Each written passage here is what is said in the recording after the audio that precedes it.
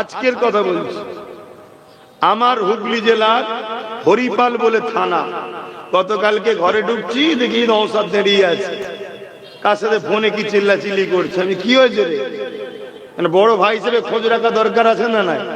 হ্যাঁ, ওর আমি গার্জেন, ফোনে চিল্লাচিল্লি, আমি কি আসলে চিল্লাচিল্লি, কি হয়েছে? ওই হরিপাল বলে একটা জায়গা আছে আমার হুগলি জেলাতে, ওখানে নাকি কবরস্থানের ওপরে মেলা করছে। শুনছেন কি বলছে? দোকানের খুঁটি পুঁততে গেছে, খুঁড়েছে, দেখছে হাড়গোড় উঠছে। দুনিয়ার জালিম অত্যাচারী নেতাদের গুরুত্ব বেশি, কেন সহজে পেয়েছি আমরা। কিন্তু মনে রাখবে, আল মারউ মা মান আহাব্বা, দুনিয়ায় তুমি যাকে গুরুত্ব দেবে, যার সঙ্গে ভালোবাসা রাখবে, পরকালেও কিন্তু বাপ তার সঙ্গে থাকার স্বপ্নটা রেখো। নবীর হাদিস কি চেঞ্জ হবে? হ্যাঁ, দুনিয়াদারি করতে গেলে মুসলিম হোক অমুসলিম হোক, সমাজের যারা নেতৃত্ব একে অপরে মিশবে, সব ঠিক আছে, কিন্তু ইসলামের ওপরে গুরুত্ব নয়। কথা কিছু মাথায় শুনছে? কিন্তু আমরা দেখছি আমার কওমের কিছু ছেলে ইসলামের থেকেও বেশি গুরুত্ব দিয়ে ফেলছে। এটা ধ্বংসের কারণ হবে। বাপেরা, নওজোয়ান তরুণেরা কতটা কষ্ট করে ইসলাম এসেছে দেখে। এ নওজোয়ানেরা, আমার নবী পাক যখন ইসলামের দাওয়াতটা দিল, আমার নবী পাকের হাতে হাত দিয়ে ঈমানের কালেমা পড়ে নিলেন হযরত আবু বকর সিদ্দিক। ওই সময় জালিমরা যখন জানতে পারলো আবু বকর সিদ্দিকের উপরে কত জুলুম অত্যাচার করেছিল, আমার নবী পাকের পাশে দাঁড়িয়ে হযরত আবু বকর সিদ্দিক যখন কাবা শরীফের পাশে দাঁড়িয়ে একত্ববাদের প্রচার করতে লেগেছে, মক্কা সন্ত্রাস আবু জেহেল বাহিনী, উতবা বাহিনীরা আমার নবী পাকের সাহাবী হযরত আবু বকরকে লক্ষ্য করে তীর এমন করে পাথর ছুঁড়ে ছুঁড়ে মারতে লাগলো। ওই পাথর যেখানে লাগে ফেটে গিয়ে দরদর করে রক্ত বেরোতে লাগলো। এত মারা মেরেছিল হযরত সিদ্দিক আকবর অজ্ঞান চৈতন্য হয়ে কাবার জমিনে পড়ে গেল। ওই দিন জালিমেরা আমার নবী পাককেও ছাড়েনি, আমার নবী পাককেও তারা মেরেছে। এ যুবকেরা, তরুণেরা, বাপেরা, তোমাদের অন্তরে যদি যারা পরিমাণ ঈমান থাকে, নবীর প্রেম ও মহব্বত থাকে, তোমাদের ঘরে একবার নয় 1,00,000 বার ভাবতে হবে আমরা কোন রাস্তায় পা বাড়াচ্ছি, কাদের সঙ্গে উঠা বসা করছি, কাদেরকে সহযোগিতা করছি, তাদের দ্বারা ভবিষ্যতে আমার নবীর দ্বীনের ক্ষতি হয়ে যাবে না তো? তারা ক্ষমতা জোরে মাদ্রাসাকে বন্ধ করে দেবে না তো? ক্ষমতা জোরে মসজিদগুলোই তালা মেরে দেবে না তো? ক্ষমতা জোরে ঈদগাহ গুলোকে দখল করে নেবে না তো? ক্ষমতা জোরে কবরস্থান কোনো ফুটবলের মাঠ করে দেবে না তো? একটু আমাদের ঘরে বিবেচনা করা দরকার আছে না নাই? একটু আওয়াজ দিয়ে বলুন। আজকের কথা বলছি, আমার হুগলি জেলার হরিপাল বলে থানা, গতকালকে ঘরে ঢুকছি, দেখি নওশাদ দাঁড়িয়ে আছে, কার সাথে ফোনে কি চিল্লাচিল্লি করছে। আমি কি হয়েছে রে, মানে বড় ভাই হিসেবে খোঁজ রাখা দরকার আছে না নাই? হ্যাঁ, ওর আমি গার্জেন। হ্যাঁ বাপ জান আমার যে কথা বলছিলাম, আমি দেখি ফোনে চিল্লাচিল্লি, আমি কি আসলে চিল্লাচিল্লি, কি হয়েছে? ওই হরিপাল বলে একটা জায়গা আছে আমার হুগলি জেলাতে, ওখানে নাকি কবরস্থানের ওপরে মেলা করছে। শুনছেন কি বলছে? দোকানের খুঁটি পুঁততে গেছে, খুঁড়েছে, দেখছে হাড়গোড় উঠছে। কথা বুঝছেন? এবং ওই মেলার মধ্যে কবরের চিহ্ন পাওয়া যাচ্ছে, কিন্তু ক্ষমতার জোর আছে। তা বলছে আমি যাবো কালকে, তাই চিল্লাচিল্লি করছি। আজকে গেছে শুনলাম। তা আমি যেটা বুঝাতে চাইছি, তাহলে আমাদের তো একটু ভাবা দরকার, কাল আমরাও তো মরবো। আমাদের কবরের উপরে যদি বক্স লাগিয়ে দুমদাম আওয়াজ হয়, কি গো ভাল লাগবে? তোমার বিবেক কি বলছে? ভাল লাগবে কি? তাহলে যারা মুরব্বীরা, তোমাদের মাই মুরব্বীরা চলে গেছে, কবরস্থানগুলো কি করে বাঁচবে, এটাও ভাবা দরকার আছে না নাই? একটু ভাবো। আল্লাহ পাক ছাড় দিয়েছে, ছেড়ে দেয়নি, কেননা আমার নবী পাক অনেক কষ্ট করেছে। সাহাবা হুজুররা যখন আমার নবীকে নবী বলে, আল্লাহকে আল্লাহ বলে মেনে নিয়েছিল, মক্কা জালিম অত্যাচারী মুশরিকেরা আবু জেহেল উতবা সাইবারা আমার নবী পাক সাহাবাদের উপরে কত জুলুম করেছে। এই নওজোয়ান তরুণীরা গরম মরুভূমির বালির উপরে সাহাবা হুজুরদেরকে শুইয়ে দিয়ে বুকের উপরে ভারী পাথর চাপিয়ে দিয়ে বলেছিল, আল্লাহ ছেড়ে দে, নবী ছেড়ে দে, দ্বীন ইসলাম ছেড়ে দে। সাহাবা হুজুর একদিকে গরম বালিতে পিঠ পুড়ে যাচ্ছে, অপর দিকে ভারী পাথরে নিঃশ্বাস নিতে পারছে না। এইরকম একটা অবস্থাতে সাহাবা হুজুররা বলতে লেগেছে, এ মক্কা নিষ্ঠুর পাষাণ জালিমেরা, আমরা আমাদের জীবন দেয়া পছন্দ করি, আল্লাহ ও রাসূলকে ছাড়া পছন্দ করি না। আরো জোরে বলুন সুবহান। এটা তো আমাদেরও বলা দরকার নাকি, যে আমরা জীবন দেয়া পছন্দ করি, আল্লাহ রাসূল ছাড়া পছন্দ করি না, তবেই তো ঈমান নাকি? মুসলমান ঘরে জন্ম নিলেই মুসলমান? এ কি বাবা খালি সম্পত্তি নাকি? আল্লাহর নবী কি বলছেন, লা ইউমিনু আহাদুকুম হাত্তা আকুনা হাব্বা ইলাইহি মিন ওয়ালিদিহি ওয়া ওয়ালাদিহি ওয়ান নাস আজমাইন। অপর হাদিস শরীফ, লা ইউমিনু আহাদুকুম হাত্তা ইয়াকুনা আল্লাহু ওয়া রাসূলুহু আহাব্বা ইলাইহি মিম্মা সিওয়াহুম ওয়া মান আহাব্বা আবদাল্লাহ ইউহিব্বু ইল্লা লিল্লাহ। অপর হাদিস শরীফ, সালাসুন মান কুন্না ফীহি ওয়াজাদা বিহিন্না হালাওয়াতাল ঈমান মান কানা আল্লাহু ওয়া রাসূলুহু আহাব্বা ইলাইহি মিম্মা সিওয়াহুমা ওয়া মান আহাব্বা আবদাল্লাহ ইউহিব্বু ইল্লা লিল্লাহ ইলা আখিরিল হাদিস। তিনটা হাদিসেরই লক্ষ্য একটাই, সবকিছুর আগে জমি জায়গা টাকা পয়সা বাপ মা ভাই বোন এমনকি জানের থেকে বেশি যদি আল্লাহ ও রাসূলকে মুহাব্বত না করতে পারেন, তার মধ্যে ঈমান নাই। তাহলে ঈমান কি? আমার শুনছেন তো নাকি? বাবেরা, নওজোয়ান তরুণেরা, নিঃশ্বাসে কোনো ভরসা নাই, নিঃশ্বাসে কোনো বিশ্বাস নাই।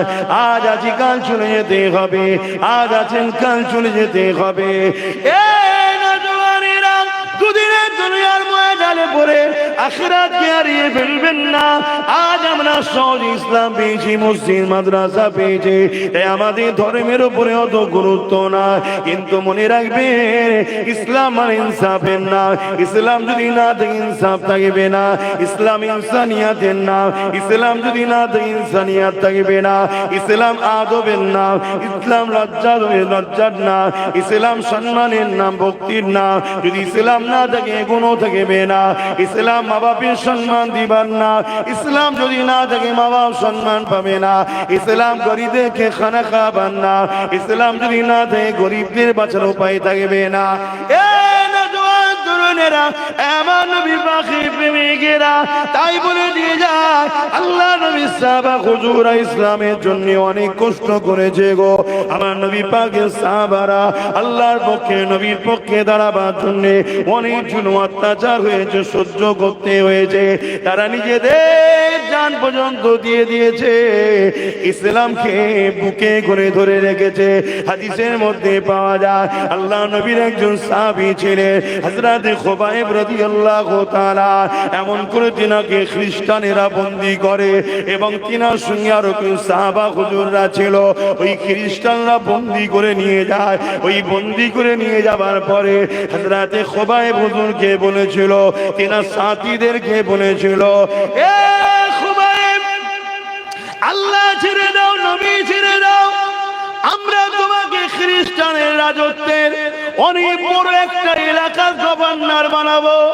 এ খাব্বাব, খুবাইব, তোমার সঙ্গে আমাদের সুন্দরী নারীর বিবাহ দিয়ে দেবো। এ খাব্বাব রে, তুমি খুবাইব রে, আল্লাহ ও নবীকে ছেড়ে দাও।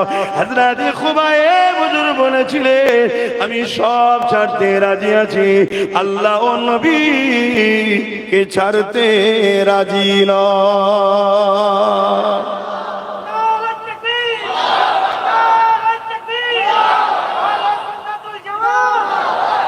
আর আজকে আমাদের অবস্থা কি? আমাদের অবস্থা কি? সবার দিন সমান যায়নি, এটা মনে রাখবেন। এই পৃথিবীতে কোনো জিনিস চিরস্থায়ী নয়, সব যাবে, কিন্তু আল্লাহকে ধরে রাখো, নবীকে ধরে রাখো।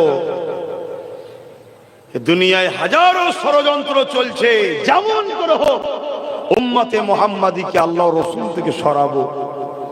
প্রয়োজন হয় গানের খরচ দাও, ফাংশনের খরচ দাও, মেলার খরচ দাও, যাত্রার খরচ দাও, সিনেমার খরচ দাও, যদি চরিত্রহীন নারী নিয়ে ঘুরতে যায় তাও দাও।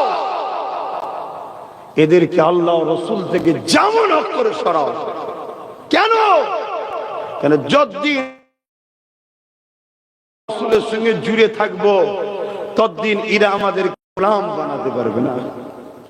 আর গোলাম যতদিন না বানাতে পারবে, এরা যে পৃথিবীর খোদা হতে চাইছে, এদের এই স্বপ্ন পূরণ জোরে বলুন হবে না। সবাইকে এরা কিনে নিয়েছে, সবাইকে খরিদ করে নিয়েছে, শুধু নবীর প্রেমিকদের কিরা পারে না। তাই হাজারো চক্রান্ত চলছে, এমনও চক্রান্ত চলছে, গানে যখন আসছে না, জুয়াই যখন আসছে না, কি বলে গান, সিনেমা, যাত্রা, ফাংশন, লটারিতে যখন আসছে না, এক কাজ করো, সমাজের মধ্যে এমন উলামাদেরকে ছাড়ো যারা ঘুরতে ফিরতে আমার নবীর শানকে ছোট করবে, আলোচনার মধ্যেই নবীকে ছোট করে করে শোনাবে। কেন? নবীর বিরুদ্ধে কথা হবে, চুপ থাকলেই ঈমান চলে যাবে। শুনছেন তো নাকি? ঈমান কাকে বলে সেটাই তো বুঝতে পেরেছি কি আমি জানি না, বুঝতে পেরেছেন তো নাকি? নবীর বিরুদ্ধে কোন জায়গায় কথা হচ্ছে, আপনি শুনে চুপ ছিলেন, আপনার ঈমান চলে যাবে। আপনাকে শুনে প্রতিবাদ করতে হবে। হুজুর আমি প্রতিবাদ করতে গেলে মার খাবো, মার খেতে হবে, এটা তো প্রেম। তুমি তো বলছো জানের থেকে বেশি ভালো না বাসলে ঈমান নয়, তো মার খাবে তো কি হয়েছে? হুজুর প্রতিবাদ করতে গেলে জেল খাটতে হবে, সাহাবাদের থেকে বড় নাকি? সাহাবারা জেল খেটেছে হুজুরের জন্য, আপনাকে খাটতে হবে। কিন্তু আপনারা যদি এক মুঠো হয়ে থাকেন, মার খেতে হবে। এই প্রতিবাদ করলে মার খেতে হবে, এক মুঠো থাকলে মার খেতে হবে। এরকম আছে বলে তো মার খাচ্ছেন। খুব ভালো করে বোঝেন। বাবেরা, নওজোয়ান তরুণেরা, এ নবী পাকের প্রেমিকেরা, আল্লাহ নবীকে মুহাব্বত করে ভালোবাসে, পিয়ার করে। সাহাবা হুজুররা যেভাবে মুহাব্বত করেছে, পিয়ার করেছে, এ নওজোয়ানেরা, হযরতে খুবাইব হুজুর যখন মানলো না, হযরতে খুবাইব হুজুরের সামনে তিনার একটা একটা সাথীকে শুলির উপরে চাপিয়ে দিতে লেগেছে। শুলি কাকে বলে? একটা ধারালো রড রয়েছে, ছিদ্র সরু করে তার মধ্যে ধার রয়েছে, পায়খানার রাস্তা বসিয়ে দেবে, সেটা মাথা দিয়ে বেরিয়ে যাবে। একটা একটা করে সাহাবীকে হযরতে খুবাইব হুজুরের সামনে ওই শুলির উপরে চাপিয়ে দিতে লেগেছে। কারণ ওই গ্রুপের মধ্যে ইমাম ছিলেন খুবাইব হুজুর। এই খুবাইব হুজুরকে ভয় দেখাতে লেগেছে, এ খুবাইব দেখো তোমার সাথীগুলোকে কিভাবে মেরে দিতে লেগেছে। হযরতে খুবাইব হুজুরের চোখ দিয়ে পানি বেরিয়ে গেল। এই অবস্থাটা দেখে জালিম খ্রিস্টান সরকার সে মনে করতে লেগেছে হয়তো নবীর সাহাবীটা ভয় খেয়ে গেছে। তাই খুবাইবের কাছে গিয়ে বলতে লাগলো, এ খুবাইব রে, সাথীরা তো মারা গেছে, তুমি এখনো সময় আছে, মুহাম্মদকে ছেড়ে দাও, আল্লাহকে ছেড়ে দাও, দ্বীন ইসলামকে ছেড়ে দাও, তোমাকে আমরা রাজত্ব দেব, তোমাকে আমরা সম্মানিত করব। আল্লাহ নবীর সাহাবী হযরতে খুবাইব হুজুর বলেছিলেন, এ জালিম রে, আমার চোখের পানি দেখে তুই মনে করিস না আমি ঘাবড়ে গেছি, আমি ঘাবড়ে গেছি, আমি এই জন্য কাঁদতেছি। আমার সাহাবা ভাইগুলো আমার আগে শহীদ হয়ে আল্লাহ ও নবীর কাছে চলে যাচ্ছে, আমার দেরি হয়ে যাচ্ছে, আল্লাহ ও নবীর কাছে জবাব দিবা নাতে আমি আফসোস করে কাঁদতে লেগেছি। সাহাবা ভাইগুলো আগে চলে যাচ্ছে। খ্রিস্টান বাদশাহ এই কথা শুনে অবাক হয়ে গেল। এ যুবকেরা, তরুণীরা, বাপেরা, আমাদের পেটে কি জ্বালা ধরেছে, আমাদের কি এমন সমস্যা হয়েছে আজকে বড় প্ল্যান করে সুদের টাকা, মদের টাকা, দেহ বিক্রি করার টাকা, এমন করে খুশের টাকা, মানুষের উপরে জুলুম করার টাকা, ওই টাকাকে তোমার আমার মধ্যে হারাম ঢুকানো হচ্ছে, ফিরির মাধ্যমে ঢুকিয়ে দেওয়া হচ্ছে। তুমি আমি মনে করছি এটা তো তোমার আমার পাওনা। মনে রাখবে এদের উদ্দেশ্য একটা, তোমার আমার অন্তরে আল্লাহর ভয়কে সরাতে চাইছে, নবীর প্রেম ও আদবকে সরাতে চাইছে। এই জন্য হারাম খাদ্য খাওয়াতে চাইছে। যে শরীরে হারাম খাদ্য ঢুকে যাবে, আল্লাহর ভয়, নবীর প্রেম আদব সরে যাবে, ওই জিসিম কখনো আল্লাহ ও নবীর পক্ষে দাঁড়িয়ে লড়তে পারবে না। সাহাবা হুজুররা কিসের জন্য লড়েছিলে? সাহাবা হুজুররা লড়াই করেছিলেন আল্লাহর ভয়, নবীর প্রেম ও আদব যাকে বলা হয় ঈমানের পাওয়ার, ওই ঈমানের পাওয়ারে লড়েছিলে।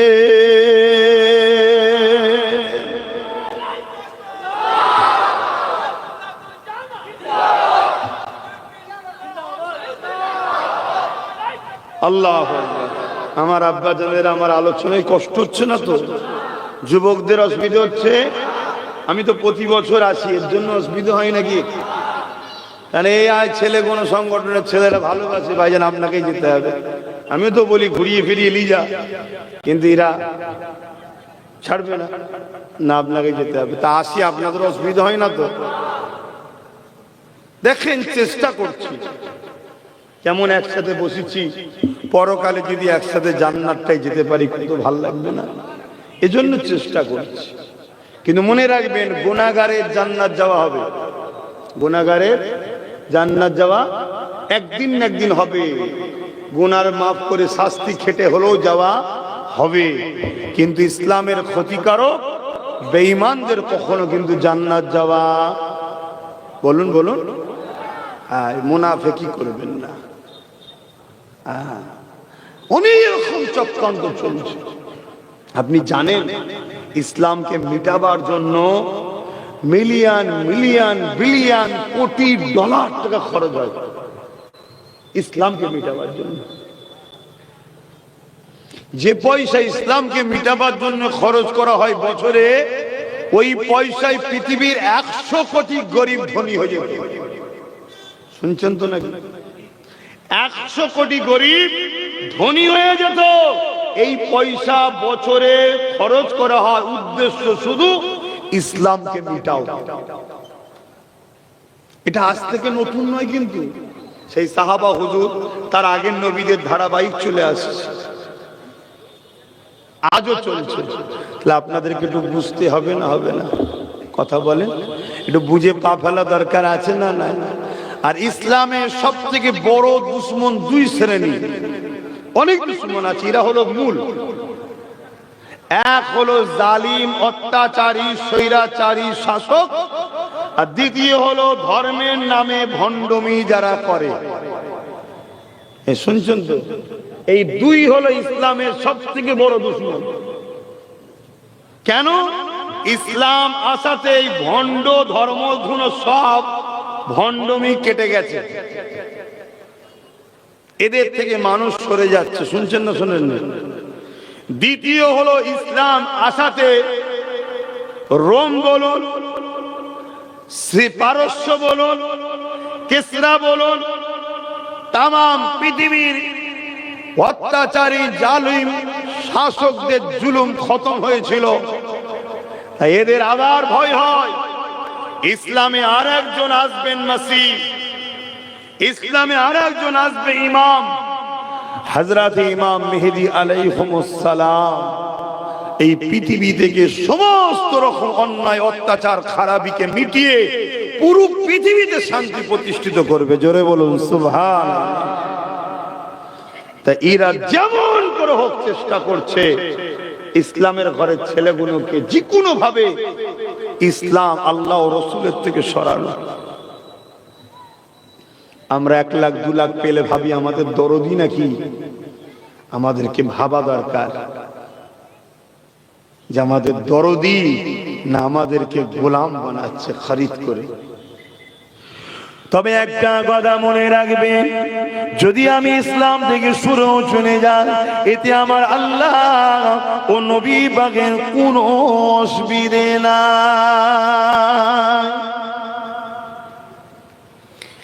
এ নওজওয়ানেরা, আল্লাহ দিনার দিনের জন্য যথেষ্ট, আল্লাহ দিনার নবী পাকের জন্য যথেষ্ট। আল্লাহ পাক নতুন প্রজন্ম তৈরি করে নেবে, যারা ইসলামকে মিটাতে চাইছে, তাদের ঘর থেকে ইমানের কালেমা পড়িয়ে আল্লাহ নবী দিনের সৈনিক বানিয়ে দেবে, ইসলামের ঝান্ডা ধরার লোক তৈরি করে দেবে। তার একটা উদাহরণ প্রায় জায়গায় দিই, আমি আপনাদেরকে আজকেও জানিয়ে দিই। এ নওজওয়ানেরা, আল্লাহ নবীর সব থেকে বড় দুশমন ছিল আবু জেহেল। আবু জেহেল আমার নবী পাককে মিটাতে চেয়েছিল, ইসলামের বাতিকে বন্ধ করে দিতে চেয়েছিল। কিন্তু আবু জেহেলের একটা ছেলে ছিল ইকরামা, সে একদিন আমার নবী পাককে দেখে বুকের মধ্যে ধরে জড়িয়ে ধরেছে, যেভাবে আমরা ঈদের দিনে গলায় গলায় মিলি। এই আবু জেহেলের ছেলে ইকরামা আমার নবী পাকের সঙ্গে বুকে বুকে গলায় গলায় মিলে নিয়েছে। এই খবরটা আবু জেহেলের কাছে চলে গেল। আবু জেহেল তৎকালীন সমাজ শাসক ছিল। আবু জেহেল আইন করে দিয়েছিল, মুহাম্মদ রাসূলের কাছে কেউ যেতে পারবে না। কেউ যদি মুহাম্মদ রাসূলের কাছে যায়, তাকে মৃত্যুদণ্ড দেওয়া হবে, তাকে মৃত্যুদণ্ড শাস্তি দেওয়া হবে। যখন আবু জেহেলের কাছে খবর চলে এলো, ইকরামা তোমার ছেলে মুহাম্মদ রাসূলের সঙ্গে বুকে বুকে গলায় গলায় মিলেছে, হে আমাদের সরদার আবু জেহেল কি করবে তুমি বলো? ওই সময় আবু জেহেল বলতে লাগলো, আমার ছেলে তো কি হয়েছে, ছাড় নাই, আইন আইনের রাস্তায় চলবে। আমরা এই কথা শুনি না, শুনি না? এই কথা বলেন, আমরাও শুনি না? আজকের দিন আইন আইনের রাস্তায় চলবে। আইন আইনের রাস্তায় চলে না, চলে। আইন কমজোরের পিছনে লাগে আর সবলদের শাস্তার পরে। ঠিক না বেটি? এসব মুখের কথা, আইন আইনের রাস্তায় চলবে, হাকিকাতে হয়? কথা বলছো না তো? যদি হতো তাহলে আরজি করে এই বোনটা ইনসাফ পেল না কেন বলো? একদম তো এটা কোনো শব্দ নয়, দিনের থেকেও সত্য। কি একটা বোন, ফুটফুটে মেয়ে, সে কষ্ট করে মেহনত করে আরজি করে চিকিৎসা করছিল, তাকে একদল পশু রেপ করে হত্যা করেছে। এই তো ঘটনা, শাস্তি হয়েছে। লাস্টে দেখাচ্ছে কি একটা রুগা পাটকা সিভিক ভলেন্টিয়ার, সে নাকি একা করেছে। আমার তো মনে হয় বোন যদি একটা উল্টো হাতে চড় মারেও 3 দিন বেউসে পড়ে থাকবে। শুনছেন না শোনেন না? তাহলে কি রকম নাটক চলছে বুঝতে পেরেছো? হ্যাঁ, আমি তো কথা কম বলি, কেন আমি কথা বললে মূল জায়গায় কথা বলে ফেলি। এই আরজি করলে যা নাটক হয়েছে সব ফেক। আরজি করের মূল মাস্টার মাইন্ড কারা, তাদের বিষয়ে কোনো চর্চাই হয়নি, কোনো চর্চা হয়নি। কথা বুঝে আসছে? মূল যারা মাস্টার মাইন্ড, তাদের বিরুদ্ধে কোনো চর্চা হয়নি। কারা? ওই এলাকায় যে 2জন মন্ত্রীর ছেলে দাদাগিরি দেয়, খোঁজ লাও তারা। কিন্তু সে বিষয়ে কোনো কথাই হবে না, মিডিয়া সে বিষয়ে কথাও বলবে না। কেন? ঘটনা শেষ, মিডিয়ার অফিসের টাকা এসে যাবে। চ্যানেলটা বন্ধ করতে চাস, এই টাকাটা হলে চ্যানেলও চলবে, বেশি কথা বলবেন। যে স্যার শুনছেন না শোনেন না? কিন্তু ইসলামের পক্ষে যারা থাকে তারা ওই সব টাকা দিয়েও কেনা যায় না, কারো হুমকি কারো চুমকি দিয়ে তাদেরকে রুখা যায় না। তার একটা নমুনা হলো আব্বাস সিদ্দিকী।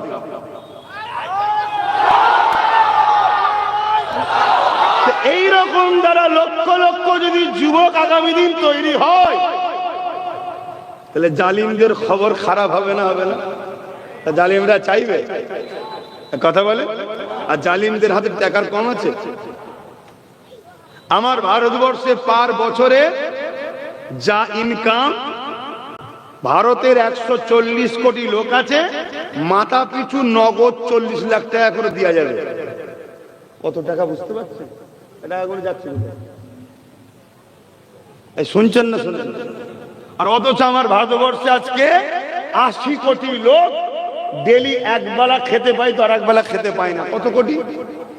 80 কোটি। আর আমার দেশের টাকা কত? পার মাথা পিছু কত করে পাবে? 40 লাখ। 140 কোটি লোক আছে, পার মাথা পিছু যদি নগদ করে গুনে দেওয়া হয় এক একজন 40 লাখ করে পাবে। এরপরও গরিব কত? 80 কোটি। কত গরিব? যারা একবেলা খায় আর একবেলা খায় না, আর দুবেলা খায়, বাইক সাইকেল নেই। এ সংখ্যা ধরলে তো আরো বেড়ে যাবে রে বাবা, ওটা পরের বিষয়। 80 কোটি লোক আছে যারা একবেলা খায় আর একবেলা খায় না। এরকম গরিবের সংখ্যা বলছে 80 কোটি আমার ভারতবর্ষে আছে। শুনছেন তো নাকি? মুসলমান ভারতবর্ষে কত? 20 কোটি। শুনছেন তো নাকি? 20 কোটি। 20 কোটির মধ্যে কি সবাই আবার একবেলা খায় একবেলা খায় না এমন আছে নাকি? আল্লাহ শুকর, খাবার অভাব আমাদের নেই। বলুন ঠিক না বেটি? বলুন আলহামদুলিল্লাহ। কেন? রেজেকের মালিককে জোরে বলুন। তারপরেও ধরছি 20 কোটি ধরুন, ধরে নিচ্ছে, আমাকেও ধরলে বলছি, ধরুন আমি 20 কোটি নিয়ে আমিও আছি, তাহলে 80 থেকে 20 বাদ গেলে কত হয়? এই 60 কোটি যারা একবেলা খায় আর একবেলা খেতে পায়নি, রে কারা? শুনছেন? আমি তো তাই ভাবাই অনেক জায়গায় গিয়ে যে ভাই মসজিদ থেকে তো খুব নাচানাচি করলি, পেলি কি? বলছে কলা। কলা তো বাঁদরকে দেয় রে, তোকে কি দিল? বলছে কলাই দিয়েছে, তার মানে কিছু দেয়নি। তাহলে কি পেলি? নেচে। তোকে নেচিয়ে দিয়ে 60 কোটি, তার মধ্যে তোরাও পড়ছিস, খেয়াল করে দেখ। শুনছেন না শোনেন না? তা ইসলাম এই জুলুমকে কি পছন্দ করে? এই যে 80 কোটি লোক খাবে না, আর 2-20 লক্ষ লোক, বেশি নয় 20 লক্ষ লোক হয়তো ভারতবর্ষে, যারা লক্ষ লক্ষ কোটি টাকার মালিক, অতও নয়, বেশি বেশি বলছি। তাহলে এইটা কি ইসলাম পছন্দ করে? ইসলাম কি বলছে? তাহলে ইসলাম যখন এর বিরুদ্ধে, তাহলে যারা 2-20 লক্ষ রয়েছে ওরা তো চাইছে ইসলামটাকে মুছতে হবে। কি করে মুছবি? ওই 60 কোটি যে আছে ভিখারি, খাওয়া 200 টাকা দে, মধ্যে 200 টাকা দে, মধ্যে একবেলা খাইয়ে দে, দিয়ে বল মার, মুসলমানদের মসজিদ ভাঙ, হই হই কর, এই স্লোগান দে, দুশ্মনী তৈরি কর। এই তো করছে। যাক, বিষয়টি আলোচনা এখন নয়। আমি যে কথা বলতে যাচ্ছিলাম, আমার রাসূলুল্লাহ যেটা রেখে গেছে ওটাকে মজবুত করে আমাকে আপনাকে ধরতে হবে।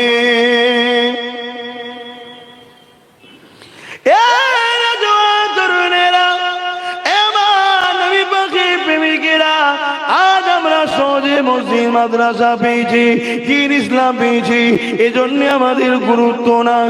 অথচ আমার নবী পাকের সাহাবা হুজুররা কত কষ্ট করেছে ইনসাফের জন্য, ইনসানিয়াতের জন্য, মানবতার জন্য, সভ্যতার জন্য, গরিবের হক মিটে পাওয়ার জন্য, এতিমের পক্ষে দাঁড়াবার জন্য, অসহায়কে সাহায্য করার শিক্ষা দিবার জন্য, এই দুনিয়ার উপরে ইনসাফ প্রতিষ্ঠিত করার জন্য, ইনসানিয়াত প্রতিষ্ঠিত করার জন্য, মানবতা, মানব শিক্ষা দিবার জন্য, মানব বন্ধন তৈরি করার জন্য আল্লাহ নবী সাহাবারা যখন ন্যায়ের পক্ষে দাওয়াত দিয়েছে, ওই সময় মক্কার অত্যাচারী আবু জিল উতবা সাইবারা আমার নবী ও সাহাবাদের উপরে কত জুলুম করেছে। এ নওজওয়ানেরা, তরুণেরা, এমনও দিন গেছে আমার নবী গাছের পাতা বল মুলকে পাহাড়ে গিয়ে সেই জায়গাতে থেকে গোপনে গোপনে রাত্রে দিনে দাওয়াত দিয়েছে। এমনও দিন গেছে হযরত বেলাল হুজুরের মতো মানুষকে ধরে নিয়েছে, রডকে গরম করে বেলাল হুজুরের ঠোঁটে মুখে ছ্যাঁকা দিতে লেগেছে। ওই ছ্যাঁকা লাগতে লাগতে লাগতে জিভে যখন গরম লাল রডটা লেগে যায়, জিভটা ফেটে যায়, বেলাল হুজুর তুতলা হয়ে যায়। এ যুবকেরা, এই জুলুম কি তোমাদের উপরে হচ্ছে? না হয়নি, না হয়নি। কিন্তু যেভাবে গাফলতি করছো তোমরা, যদি এই গাফলতির ঘুমের মধ্যে থাকো, এই গাফলতির জিন্দগির মধ্যে থাকো, এই গাফলতির জীবন ব্যবস্থার মধ্যে থাকো, মনে রাখবে তোমাদের চতুর্দিকে অনেককে তৈরি করা হচ্ছে তোমাদের বিরুদ্ধে। তাদের ব্রেনে বিষ তৈরি করা হচ্ছে, তাদের মাথায় ঢুকানো হচ্ছে মুসলমান দেখলে মারো, মুসলমান মানে আতঙ্কবাদী, মুসলমান মানে জঙ্গি, মুসলমান মানে দেশদ্রোহী, এদেরকে মেরে দিলে পুণ্য হবে।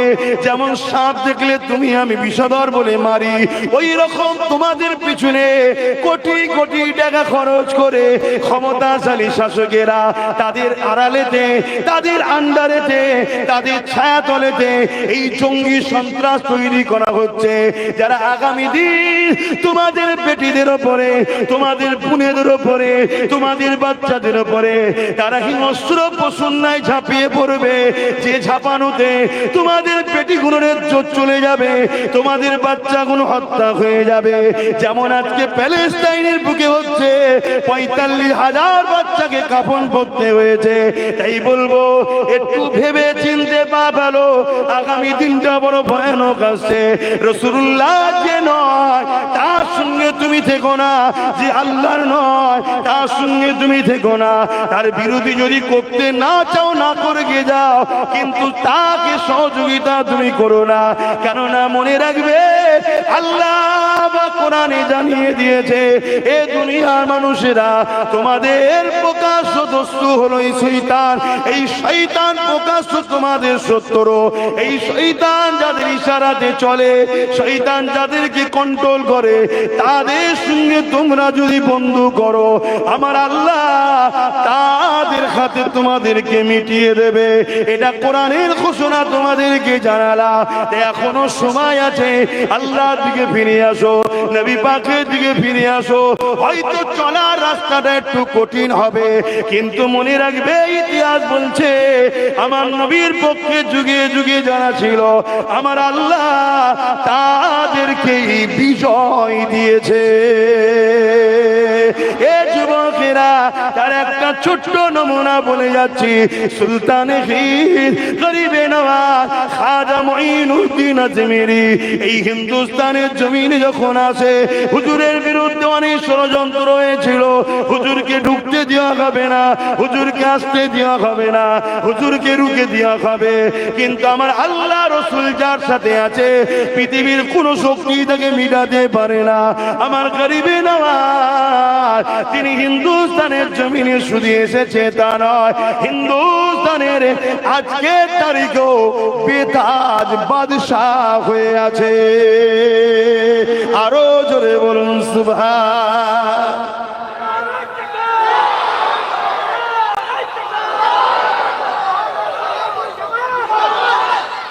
আমার কথা মাইকে আপনারা বুঝতে পারছেন তো? এক গণককার হিন্দুস্তানের তখন রাজা ছিল। হিন্দুস্তান তখন ছোট ছোট রাজা ছিল, এত বড় নয়, ছোট ছোট রাজা ছিল। আজমির বলে ওই জায়গায় যে রাজা ছিল, তার নাম পৃথ্বীরাজ। তাকে এক গণককার বলেছে যে একজন মুসলিম দরবেশ আসছে, যে তোমার রাজত্বকে শেষ করে দেবে। শুনছেন তো নাকি? আজকে গরিবে নওয়াজের মাজার খেলেও ষড়যন্ত্র হচ্ছে না, হয় না? এ সব দোষ কার ঘাড়ে দেবেন বলুন? সব দোষ বাপ আমাদের, সব দোষ আমাদের। নিজের ছেলেকে শুইয়ে শিখিয়ে আর পরের ছেলেকে খাইয়েছি আমরা। আমি কি বুঝাচ্ছি, বুঝছেন তো নাকি? হ্যাঁ, আমরা আমাদের ইমামকে বিশ্বাস করি না, আমরা বিশ্বাস করি আমার পাড়ার আমার এলাকার চরিত্রহীনটাকে বিশ্বাস করি। খারাপ লাগছে নাকি? আমরা আমাদের উলামাদের বিশ্বাস করি না, আবার উলামাদের মধ্যে দুটো দল হয়ে গেছে, বড় কঠিন সমস্যার মধ্যে আমরা কিন্তু পড়েছি। আর এটা তো আখিরি জবান, আমার নবী তো বলেছে আখিরি জবানে হাতের তালুতে আগুন রাখার থেকেও ঈমান বাঁচানো বড়। সেই সময় এখন আমাদের হযরত গরিবে নওয়াজ খাজা মুঈনুদ্দিন আজমিরি সঞ্জালি রহমাতুল্লাহ আলাইহি তিনাকে রুকার জন্য চেষ্টা করলো পৃথ্বীরাজ। দিল্লি সহ বিভিন্ন জায়গায় খবর পাঠালো পুরো বর্ডার সিল করে দাও। আর এক জাদুকর জাদুর মাধ্যমে গরিবে নওয়াজের একটা তসবিহ তৈরি করলেন। ভেবে দেখুন, অবশ্যই জাদু হলো ধোঁকা। এই তসবির সব জায়গাতে পৌঁছে দেওয়া হলো, বর্ডার গুলো সিল করে দেওয়া হলো, গরিবে নওয়াজ না ঢুকতে পারে। সব অস্ত্র হাতে নিয়ে মক্কার আবু জেহেলও বলেছিল বর্ডার সিল করে দাও, মোহাম্মদ রাসূলুল্লাহ বেরিয়ে যেতে পারে। শুনছেন তো? আর আমার দেশে জালিম অত্যাচারী পৃথ্বীরাজ বলেছিল কি নবীর আওলাদ না ঢুকতে পারে। আর সেই ধারাবাহিকতা এখনো রয়েছে। এই বাংলার অনেক গ্রামে বলা হয় খানদানে রসুল আব্বাস সিদ্দিকী না ঢুকতে পারে, বলা হয় নয় না? এলিয়ে তোমরা দুঃখ করো, আমি দুঃখ করি না। কেন এগুলো শোনার পরে মনে হয় ঠিক রাস্তাতে আছি। এগুলো না হলে সন্দেহ হতো ঠিক জায়গায় নেই না, কি বলতে কি? কেন ধারাবাহিক চলে আসছে, দেখুন না, ধারাবাহিক। এবং আমার নবীকেও রুকা হয়েছিল না রুকা হয়নি। তায়েফের জমিনে নবী যখন যাচ্ছিল কি বলেছিল? মোহাম্মদ রাসূল যেন তায়েফে ঢুকতে, আহা কত মেরেছে বলেন তোমার নবীকে। এ উম্মত, বিক্রি হয়ে যাচ্ছ? হ্যাঁ,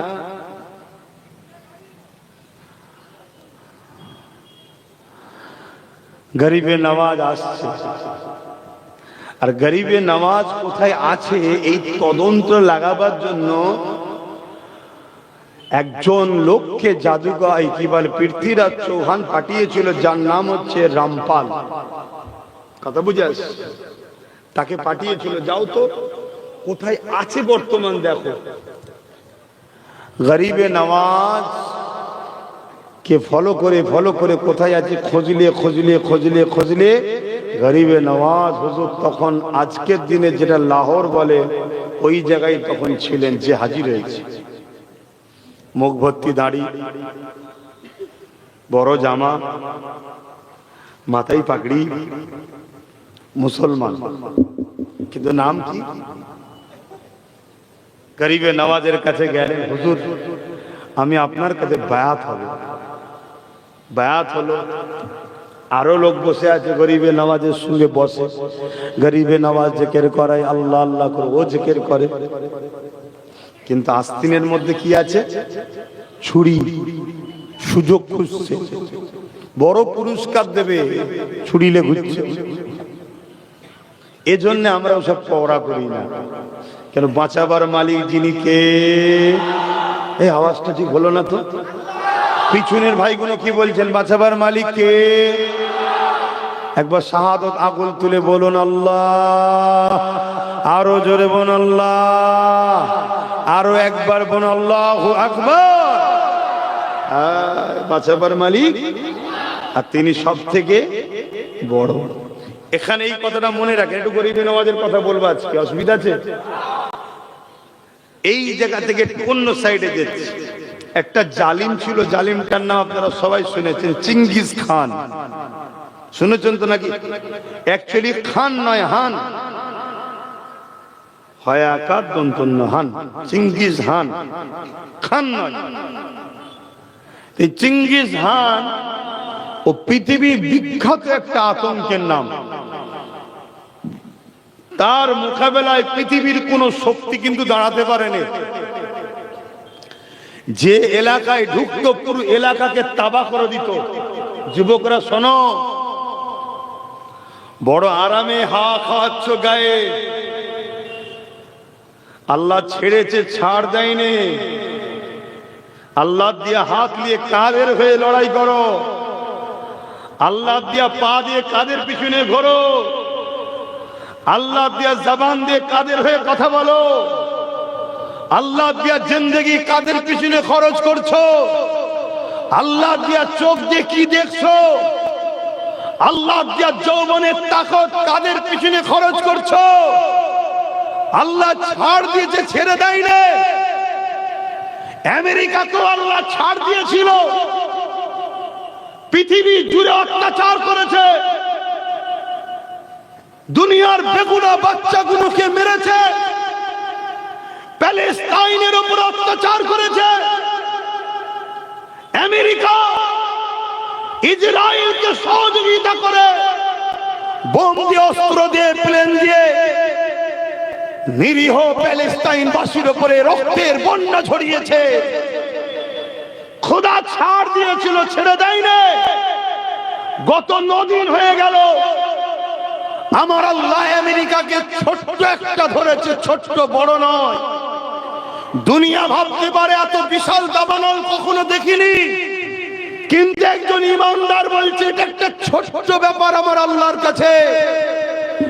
ওই আমেরিকার আমার আল্লাহ পাক, আমেরিকার বুকে এক দাবানল শুরু হয়েছে।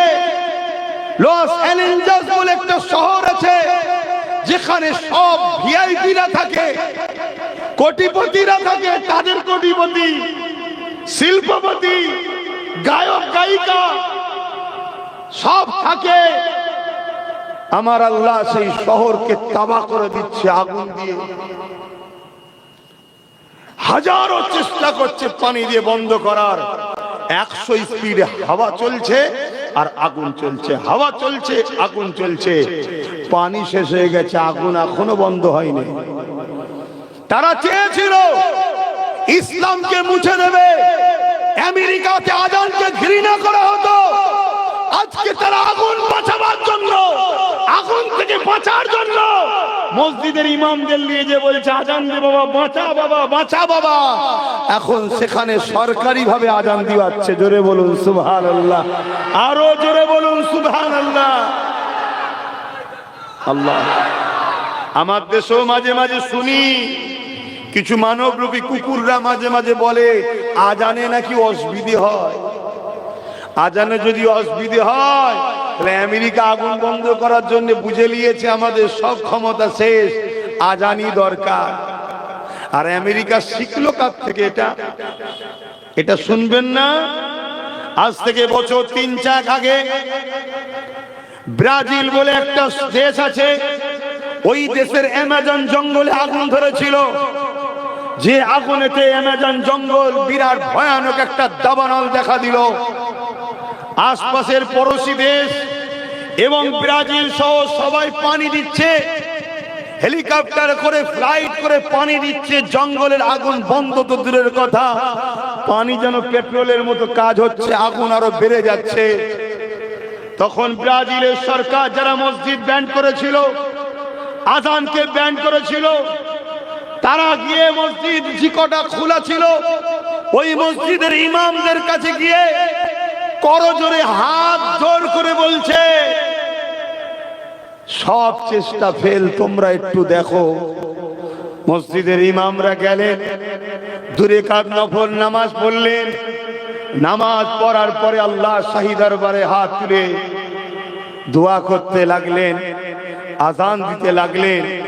আল্লাহ পাকের রহমতে মেঘলা হলো, পানি হলো, আগুন বন্ধ হয়ে গেল। জোরে বলুন সুবহানাল্লাহ। আমরা ইনসাফ পরায়ণ মানুষ, আমরা মানবতা প্রেমিক মানুষ, কিন্তু রক্তে গোস্তে তৈরি। প্যালেস্টাইনে সেই বাচ্চাদের কান্না, প্যালেস্টাইনে সেই মায়েদের আর্তনাদ, প্যালেস্টাইনে সেই বেগুনা বাচ্চাদের চিৎকার আজকে আমাকে বুঝাচ্ছে, বাধ্য করছে। আমেরিকায় যারা আজান কাজে লাগবে না, কারণ আল্লাহ যখন ধরেছে এর একটা শেষ দেখে ছাড়বে, এটা আমার ঈমান গাওয়া দিচ্ছে। কিন্তু এরপরও আমার আবার বলা দরকার, কেন আমরা নবীর আদর্শে আদর্শিত, আমাদেরকে চেষ্টা করা দরকার মানুষ বিপদ থেকে যেন মুক্তি পায়। কিন্তু আবার এটাও মনে হয় মানব রূপী যদি পশু হয় তার মরারও দরকার আছে। কি গো ভুল বলছি? তাই আমি তোমাদেরও বলছি, তোমরা যদি আল্লাহর হও, নবীর হও, রেহাই পাবে। এখনো সময় আছে। তুমি মনে করোনি আমার বাপ মুসলমান ছিল, আমি মুসলমান, আমি ছাড় পেয়ে যাব না। দুটো হাত দিয়েছি কি করতে? জুলুম করার জন্য না, জুলুমের হাত থেকে মানুষকে বাঁচাবার। কথা বলো। আসো, সংগ্রাম করো, ঐক্যবদ্ধ হও, সংগঠিত হও, অন্যায়ের বিরুদ্ধে রুখে দাঁড়াও। অন্যায়কারীদের কাছে যদি বুলেটের গুলি থাকে সেনাকে পেতে দাও।